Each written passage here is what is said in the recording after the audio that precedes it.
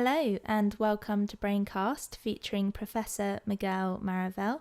Miguel works on the rodent whisker system to understand how sensory responses are organised.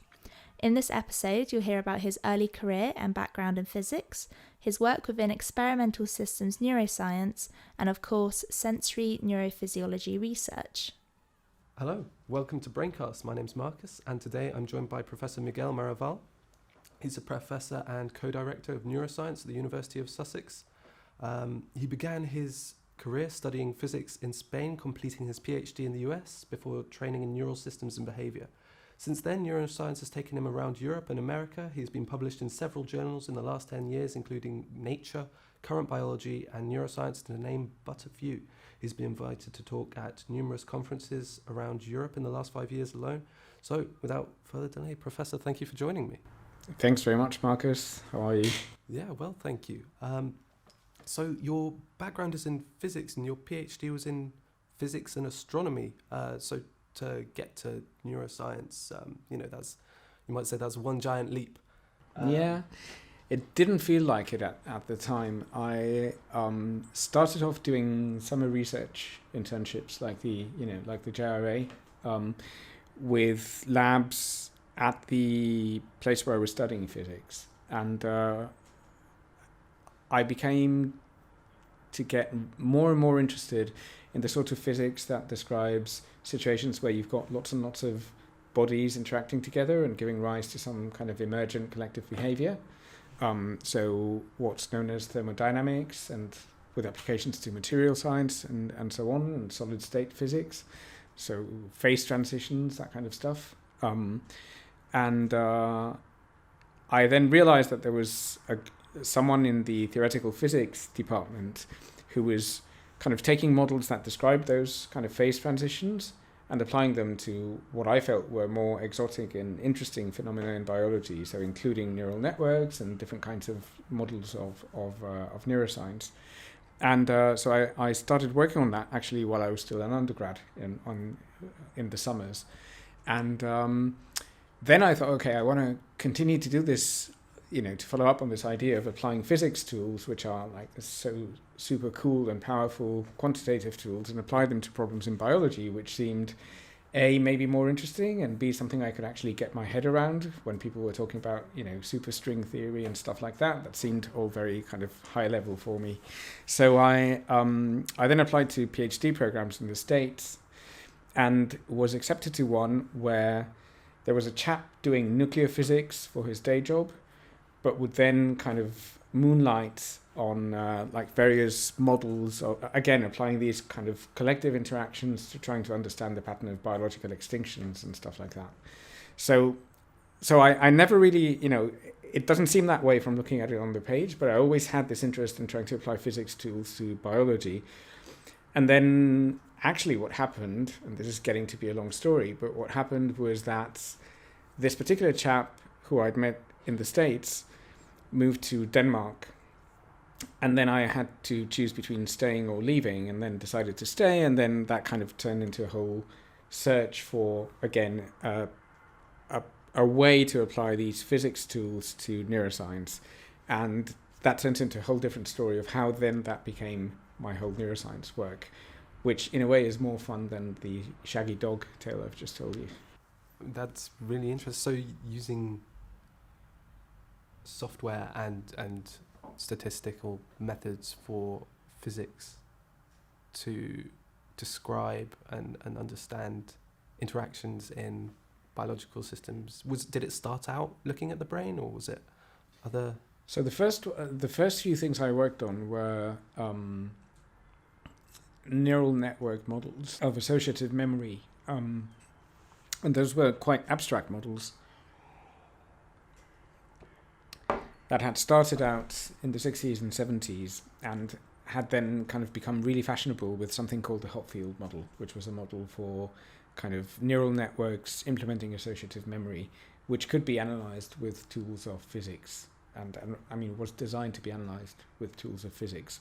So that's the kind of stuff that I fell into, and then became involved in applying tools of information theory, measuring the information between basically what comes into the network and what goes out of the network. So I was, already from the beginning, kind of learning about all these different ideas that came from engineering and informatics, but also physics, and also applying them to these models of the brain.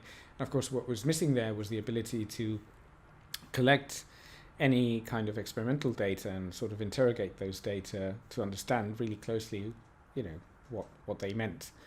So that opportunity only came calling later, sort of at towards the end of my PhD, when I started collaborating with, real experimental neuroscientists.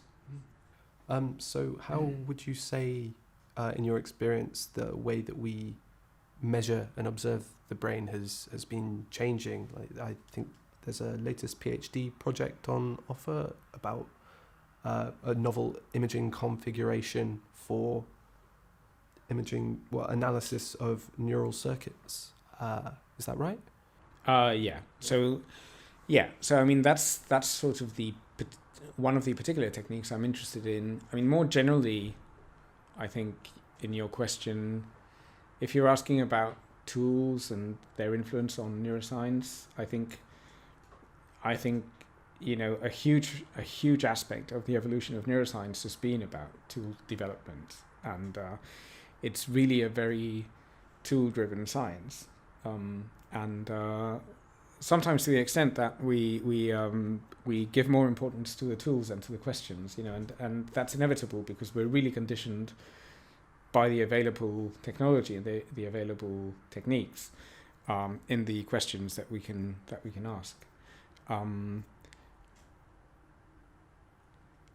In kind of more personal terms, I started off doing experimental neuroscience at a time when there was a sort of at the beginning of a huge revolution that's been happening over the past 25 years, which has involved both electrophysiology and also optical techniques.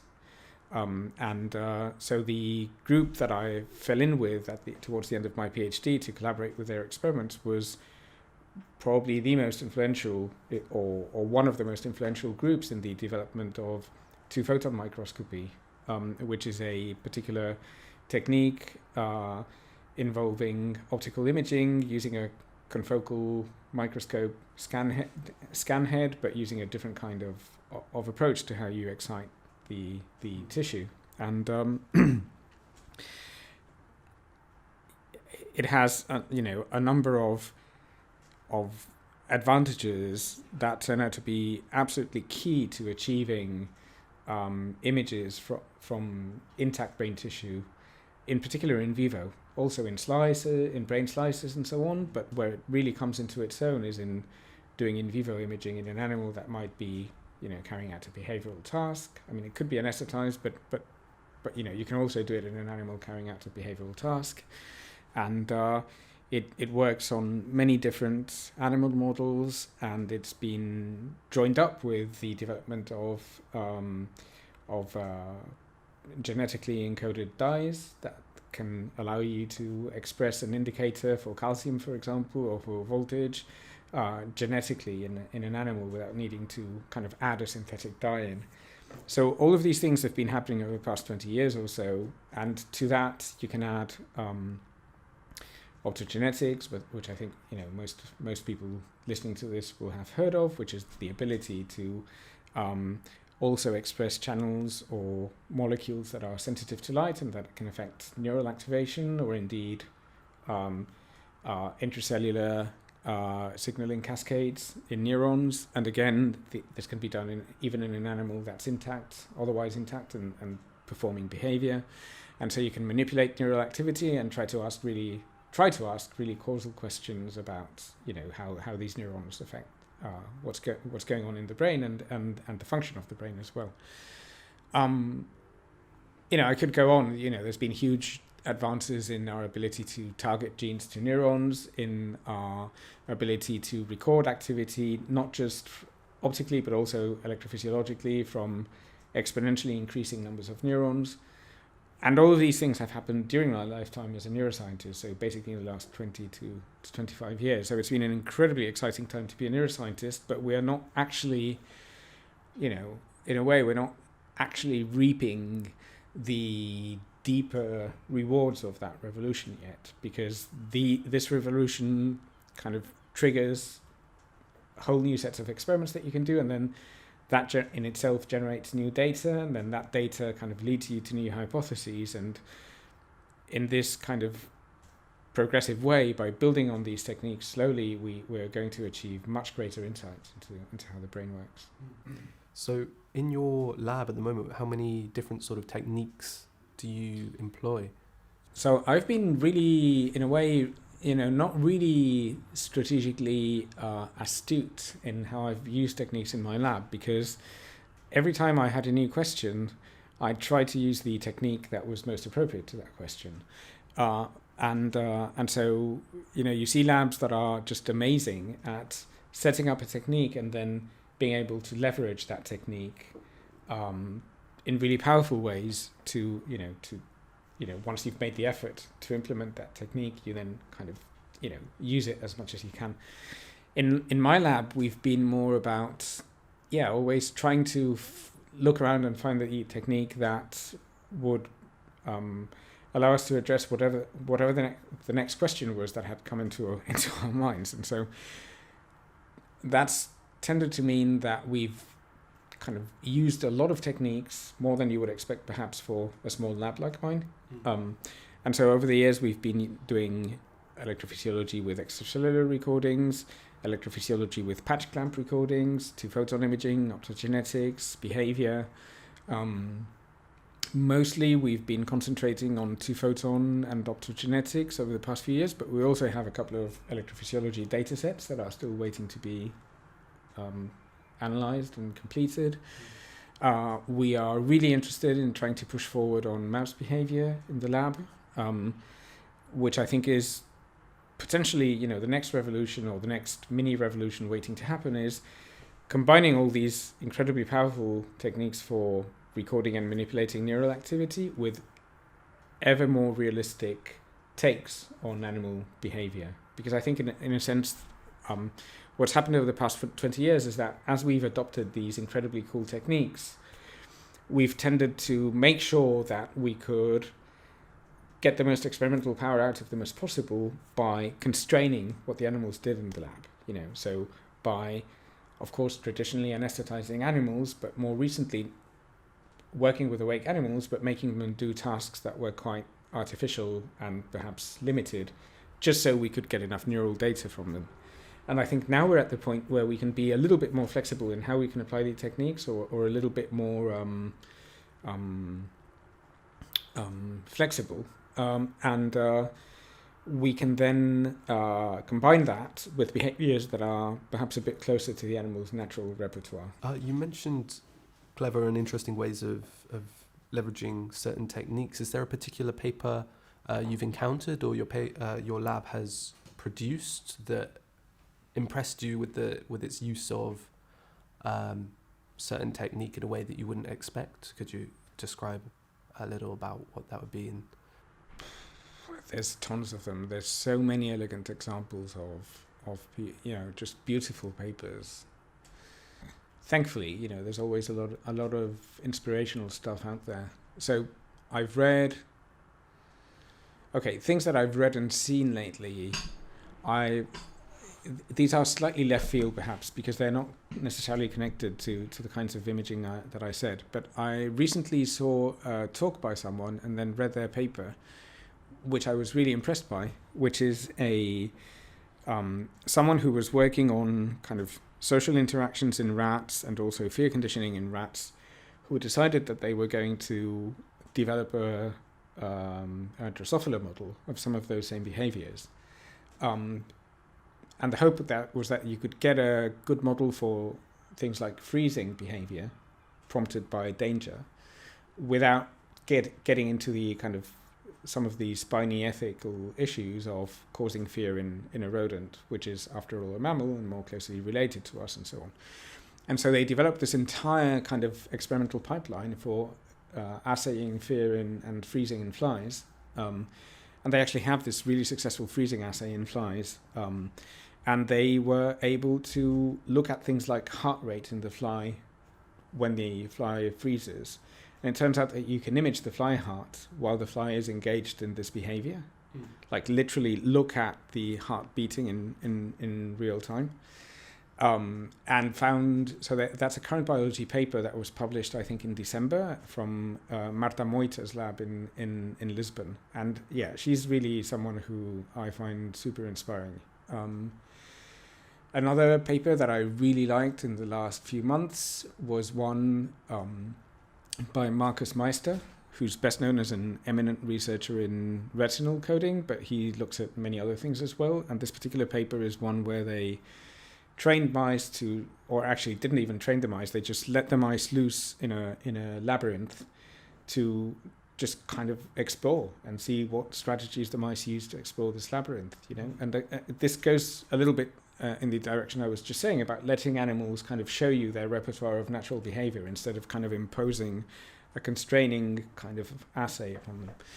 And you know, it's this super cool paper where they come up with all these nice quantitative ways of exploring the strategies that mice use to explore the maze, and thereby show that mice can do all this super efficient learning of a new environment within a single shot. Basically, you know, within a couple of times that they run through the maze, they've figured out the structure of the maze and where to go.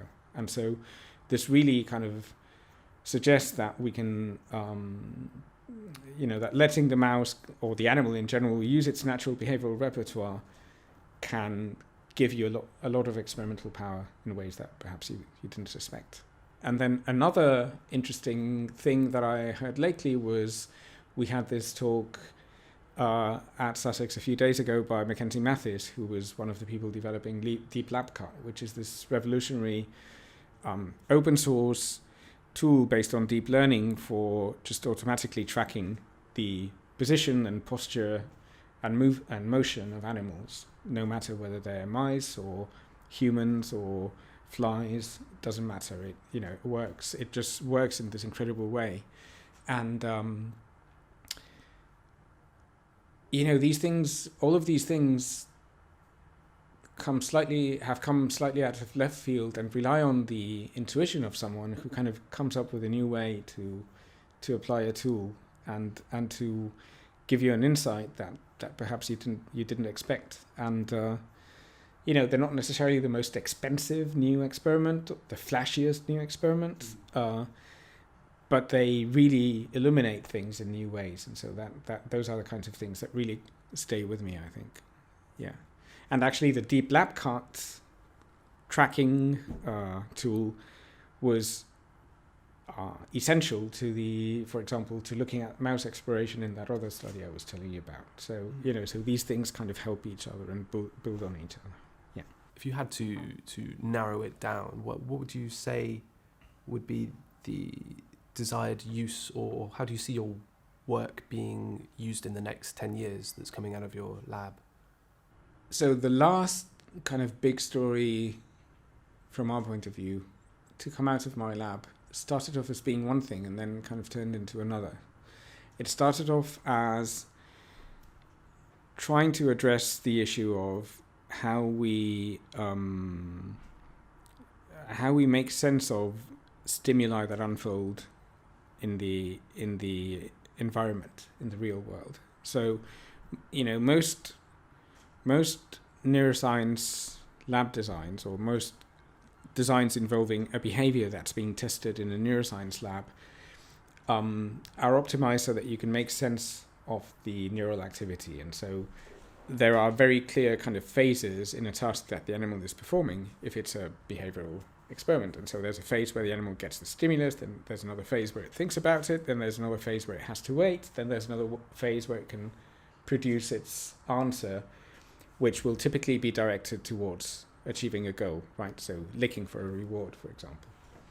So in real life, of course, there are situations like that, and the most obvious situation I can think of is one where you just walk to a traffic light, the traffic light is red, you then wait, then the traffic light turns green, then you cross, right? So there's kind of very simple dynamics where, there are things that happen at different times, and the stimulus itself doesn't have very interesting dynamics. It's either red or green, that's it.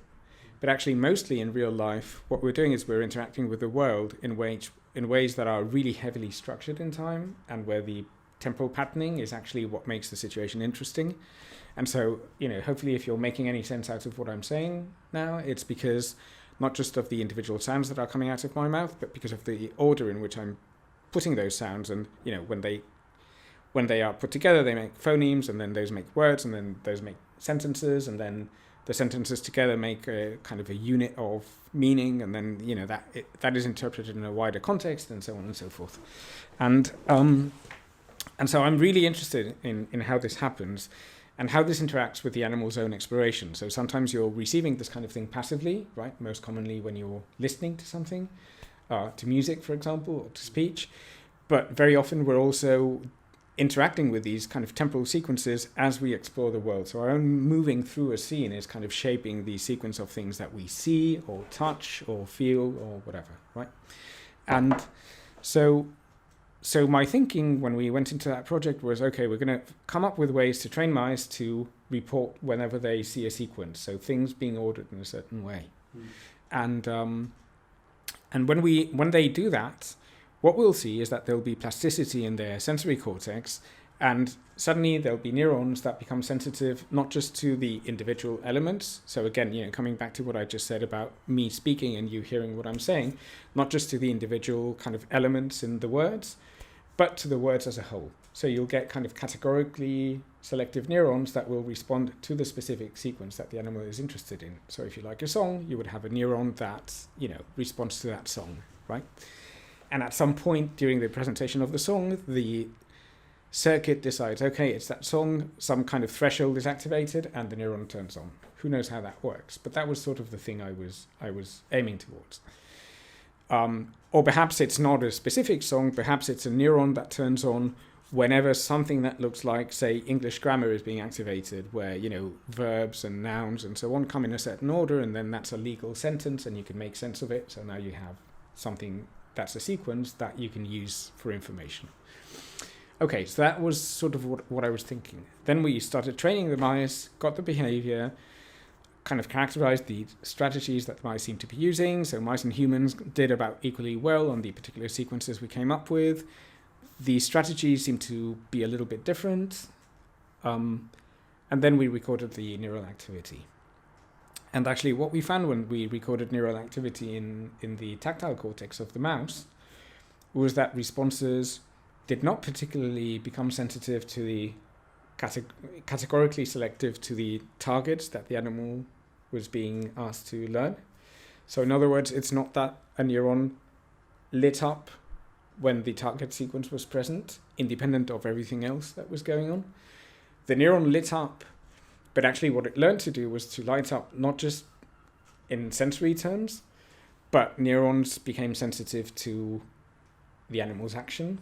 So they became more tightly linked to whether the animal was going to lick or not, or to whether the animal was getting rewarded for the lick, whether the reward that was coming was consistent with expectation or not. And all this even in the somatosensory cortex, in the tactile cortex of the animal. So you got this incredible, interesting zoo of neural responses even in sensory cortex. And, we're not the only ones who have seen that. People have found that in other systems as well. So in the visual system, in the auditory system, you get this incredibly rich array of responses that color the sensory information with all the contextual stuff that was happening at the time that the sensory information came in. And so the picture of sensory cortex that we inherited from, the neuroscience of the mid-20th century, that neurons have these beautiful tuning to sensory stimuli, is still true, but is incomplete, because actually neurons in real life are being driven not just by the sensory stimulus itself, but by the relationship of that sensory stimulus to what you're predicting, to the behavior you're engaged in when you get the sensory stimulus, to the rewards that you expect for that behavior. And some of those things make a lot of sense. So, for example, you would expect that there would be some modulation by upcoming actions in the sensory cortex, especially if it's a cortex that's involved in active sensing. So, for example, if I'm grabbing this mug now, to make sense of the sensory info that's coming from my fingers, I need to know that I'm actually, reaching for the mug, and I'm likely to hit it now because that's where I think my hand is going. And therefore, that allows me to kind of expect the neural activity that comes from my finger just bashing against the mug, right? If I'm, moving my head around, I need to know what's going on with my head so that I can make sense of the visual information that's coming in. So all these things make a lot of sense, and you would expect some kind of broadcast of my actions getting into the sensory areas to make sense of the sensory information. And people have seen that, and that all makes sense. But there's much more, there's a finer scale activity as well. So for example, the fact that we found responses selective to the reward that the animal was getting and whether that reward was expected or not, that doesn't, it's not so clear why you would need that. It's not so clear why the copies of the actions that the animal is going to take were actually happening before the action and not afterwards. So it's like the responses, even in sensory cortex, reflect the actions you're planning to take, not just the ones you're already taking, but they predict the action that's going to happen. And so there's several possible explanations for that, which we're gearing up to test in the lab now. Things like, for example, well, maybe if we train the mouse to do this kind of thing over and over and over again, and the entire life of the mouse is spent kind of in the lab doing this task where all the time it's kind of associating the same stimulus with looking for a reward, then, from the point of view of optimally organizing your cortex, if you've got a cortex that's very plastic, what's the point of having all the higher areas if you're always being trained on the same thing, right? So at that point, you might as well just essentially create a new reflex arc through sensory cortex straight to the places that drive the response. Just like, if you get hit on your kneecap, it's worth investing in a reflex that's right there from birth that kind of moves your leg, So in the same way, if every time you hear the same song, you're going to get rewarded, there's no point in listening through to the end of the song. You just go for your reward the minute the first three notes come on.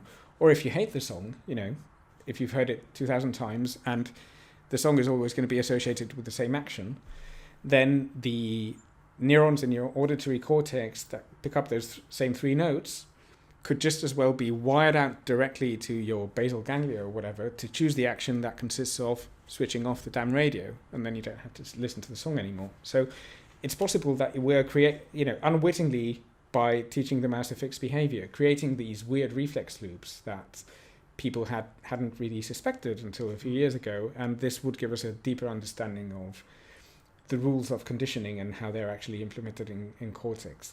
So that that's partly what we're thinking of. The other side of the work that I think is or of the finding that I think is really interesting is that so there's two other sides, or maybe it's all the same, maybe it's all connected, I don't know.